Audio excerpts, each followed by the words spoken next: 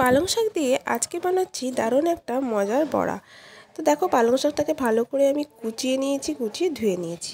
তারপরে দিয়ে দিচ্ছি কাঁচা লঙ্কা কুচি, দিয়ে দিচ্ছি নুন, সামান্য হলুদ গুঁড়ো। পালং শাকটাকে কিন্তু খুব ভালো করে কুচিয়ে নিতে হবে, তাহলে কিন্তু বড়াটা অনেক সুন্দর হবে খেতে।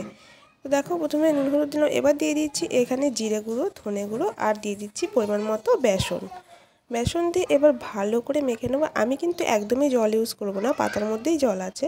তো দেখো কত সুন্দর করে আমি মেখে নিয়েছি। তোমরা এখানে চালের গুঁড়ো ইউজ করতে পারো। তো এভাবে আমি কিন্তু বড়ার আকারে ভেজে নেব। এখানে কড়াতে আমি দিয়ে দিচ্ছি সাদা তেল, তেলটাকে আমি ভালো করে গরম করে নেব।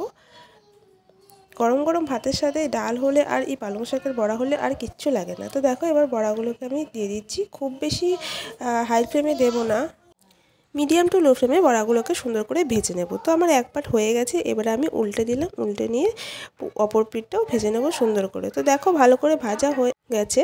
তো এবারে বড়াগুলোকে তুলে নেব। তো একবার আমার ভাজা হয়ে গেছে, এবারে আমি আরেকবার বড়াগুলোকে ভেজে নেব।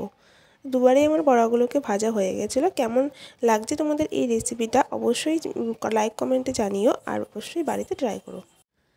তো দেখো আমি পরপর সুন্দর করে বড়াগুলোকে ভেজে নিলাম। আর খুব সহজেই কিন্তু খুব তাড়াতাড়ি হয়ে যায় এই বড়াগুলো ভাজা, একদম সময় লাগে না। তো দেখো কেমন লাগলো ভিডিওটা অবশ্যই জানিও। দেখা হবে পরের ভিডিওটা। টাটা।